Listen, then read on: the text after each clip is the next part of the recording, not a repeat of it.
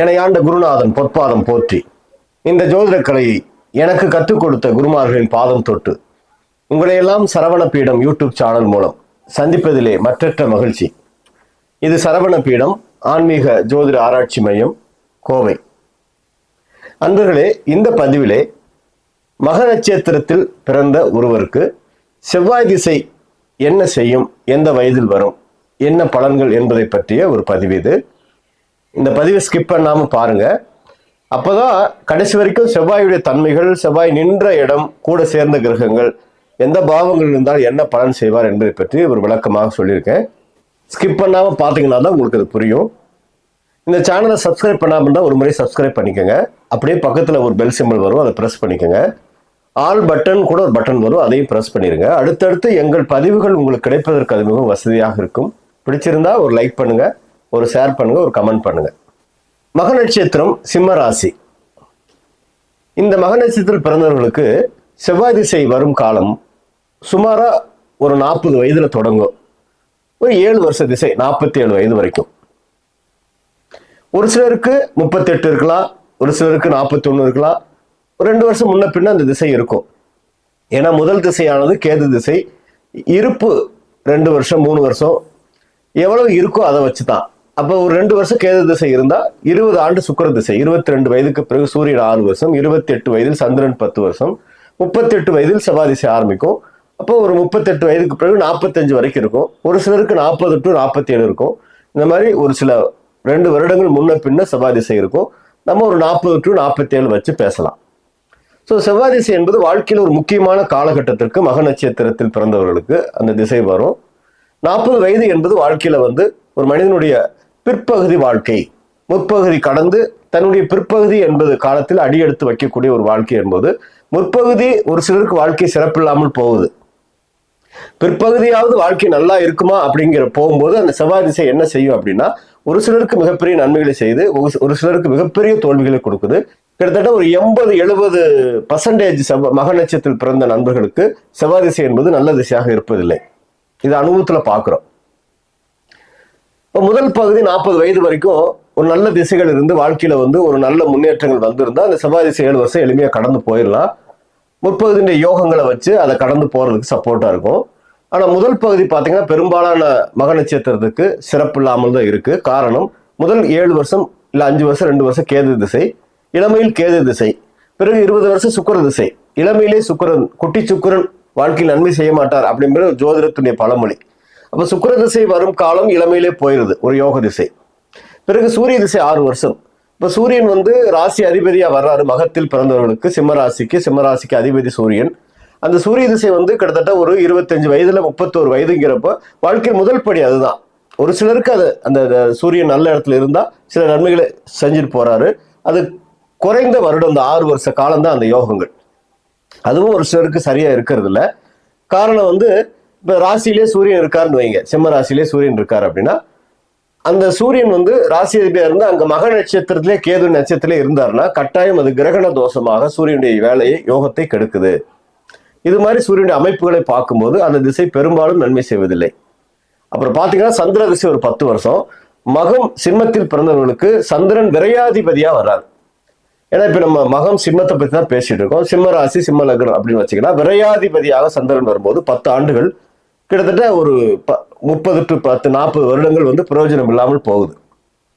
விரையாதிபதி அவர் போய் நின்ற இடத்தை பொறுத்து நிறைய விரைய நஷ்டங்கள், தோல்விகளை கொடுக்கிறாரு. அப்ப முதல் பகுதி பெரும்பாலும் நல்ல திசைகள் இருப்பதில்லை. அப்ப செவ்வாய் திசை ஒரு 7 வருஷம் ஒரு கனவா அந்த திசை வருது. வாழ்க்கையில ஒரு செவ்வாய் திசை நம்மளுக்கு வெற்றியை தரும் அப்படிங்கிற ஒரு கனவோட வர்றாங்க அப்படின்னா செவ்வாய் நின்ற இடத்தை பொறுத்துதான் அந்த திசை வாழ்க்கையில் மிகப்பெரிய நன்மைகளை செய்யும். பொதுவா சிம்ம ராசி மக நட்சத்திரத்தில் பிறந்தவங்களுக்கு செவ்வாய் 4, 9 கூடிய கிரகம். 4ஆம் இடம் என்பது சுகஸ்தானம், ஆரோக்கியம், நிம்மதி, இடம், நிலம், வீடு, வாகனம், தாயார் ஸ்தானம். 9ஆம் இடம் என்பது பாக்கியஸ்தானம் சொல்லக்கூடிய மிகப்பெரிய ஒரு பாக்கியத்தை தரக்கூடிய இடம். சிம்மத்திற்கு செவ்வாய் பாக்கியாதிபதி.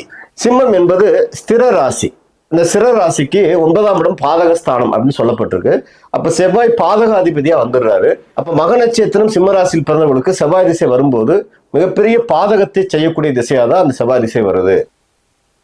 பெரும்பாலான மக நட்சத்திரத்தில் பிறந்தவர்களுக்கு செவ்வாய் வந்து பாதகத்தை செய்யக்கூடிய அமைப்புல வர்றாரு. மிகப்பெரிய பாதகங்களை அந்த காலத்துல செய்யறாரு. என்னுடைய அனுபவத்தில் பார்த்த வரைக்கும் 7 வருடம் அந்த வாழ்க்கையில திடீர்னு ஆரோக்கியத்தை கெடுத்து அந்த 7 வருஷம் மருத்துவ செலவுகளை பெருசா கொடுத்துடுறாரு. கண்டறிய முடியாத வியாதிகளை கொடுக்கிறாரு. கண்டறிய முடியாத வியாதிகள் அப்படின்னா என்ன பிரச்சனைன்னு தெரியாது. எல்லாம் ஸ்கேன் பண்ணி பார்க்குறோம் சார், எல்லா வைத்தியத்துக்கு போய் பார்த்துட்டோம், ஆனா எந்த பிரச்சனையும் இல்லைன்னு சொல்றாங்க. ஆனா எங்களுக்கு உடம்புல ஏதோ ஒரு நோய்த்தன்மை இருந்துட்டே இருக்கு, ஒரு பிரச்சனை இருந்துட்டே இருக்குன்னு சொல்றாங்க. இந்த மாதிரி அந்த செவ்வாய் திசை மிகப்பெரிய பாதகத்தை, உடல் சார்ந்த ஆரோக்கியம் சார்ந்த பிரச்சனைகளை ஏற்படுத்துது அப்படிங்கிறத அனுபவத்துல பாக்குறோம். அடுத்து 9ஆம் இடம், அது பாக்கியஸ்தானம். அப்ப நிறைய பாக்கியங்களை இழக்கக்கூடிய நிலை, பொருளாதாரத்துல பின்னடைவுகள், புகழ் அந்தஸ்து, இதுல இருக்கிறவங்களுக்கு மிகப்பெரிய ஒரு கெட்ட பேர், அவமானம், தோல்விகள். அதே மாதிரி வெளிநாடு வெளிமாநிலம் போகக்கூடிய முயற்சி எடுக்கிறவங்களுக்கு அந்த காலத்துல நிறைய தோல்விகள், வெளிநாட்டுல போய் இருந்து அங்க இருக்க முடியாத நிலையாக திரும்ப வரக்கூடிய நிலைகள். 9ஆம் இடம் தகப்பன் ஸ்தானம். அந்த செவ்வாய் திசை தகப்பன் கால அந்த செவ்வாய் திசை வரும் காலத்துல 9ஆம் இடம் தகப்பன் ஸ்தானங்கிறனால தகப்பனுக்கு மிகப்பெரிய வீழ்ச்சிகளும் தகப்பனுக்கு மிகப்பெரிய பிரச்சனைகளையும் சந்திக்க வைக்குது. ஸோ இந்த மாதிரி அந்த பாதகாதிபதியாக செவ்வாய் வந்து நிறைய பாதகத்தை செய்யறாரு. இதை அனுபவத்துல பாக்குறோம். செவ்வாய் திசை வந்து வாழ்க்கையை புரட்டி போட்டுருதுங்க. இந்த மக நட்சத்திரம் சிம்மராசிக்கு மட்டும் செவ்வாய் திசை 7 ஆண்டுகள் மிகப்பெரிய சோதனையை கொடுக்குது. ஒரு சிலருக்கு விதிவிலக்காக அந்த செவ்வாய் மிகப்பெரிய வெற்றிகளை தராரு. செவ்வாய் ஒருவேளை பாதகாதிபதியாக இருந்து அவர் போய் 12ஆம் வீட்டுல நீச்சமாகும் போது, கடகத்தில் செவ்வாய் நீச்சமாகும் போது பாதகாதிபதி கெட்டு போறாரு. கெட்டவன் கெட்டிடில் கிட்டிடும் ராஜயோகம். நிறைய சொத்துகள் சேருது, நிறைய வாழ்க்கையில் முன்னேற்றங்களை சந்திக்கிறாங்க. அப்படி இருந்தாலும் அந்த பாதகத்தன்மை கொஞ்சமாவது அங்க இல்லாம போகாது. இது அனுபவத்துல நான் பார்த்திருக்கேன். அதே மாதிரி செவ்வாய் திசை பார்த்தீங்கன்னா பொதுவாக செவ்வாய் காலபுருஷனுக்கு 8ஆம் அதிபதி. இந்த செவ்வாய் திசை வரும் காலங்களில் மிகப்பெரிய தடை தோல்விகளை சந்திச்சுதான் வெற்றி அடைகிறாங்க.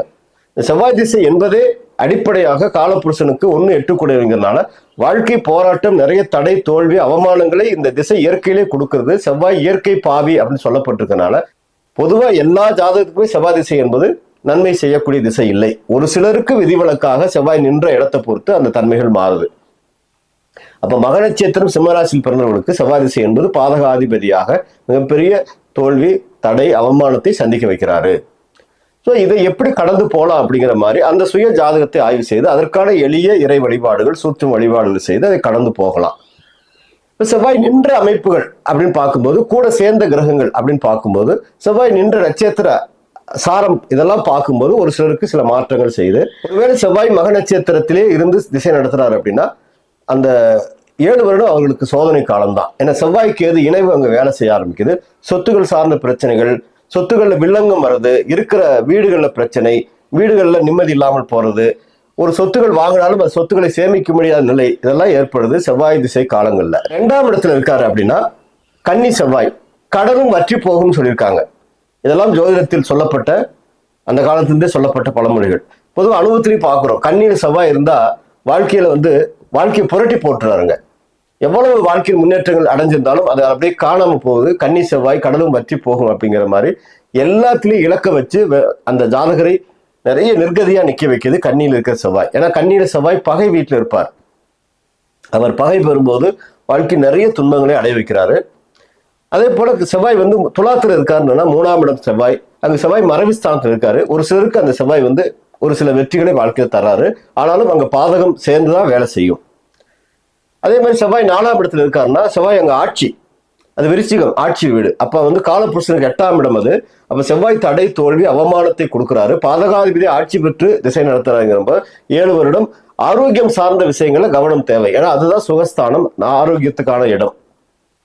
அது மாதிரி தாயாருக்கு அந்த காலங்கள்ல பெரிய பிரச்சனைகள் வருது. இடம், நிலம், வீடு, வாகனம் சார்ந்த சில பிரச்சனைகள் சந்திக்கிறாங்க. 5ஆம் இடம் தனுசு, செவ்வாய் வந்து தனுசுல வந்து நட்பு வீடு, குரு வீடு, குருமங்கள யோகத்தை அடையக்கூடிய அமைப்பு என்றாலும் பூர்வ புண்ணிய ஸ்தானம் அது. அப்ப அங்க பாதகாதிபதி போய் பூர்வ புண்ணிய ஸ்தானத்துல அமர்ந்து திசை நடத்தும் போது பூர்வீக சொத்துக்களை இழக்கக்கூடிய நிலை வருது.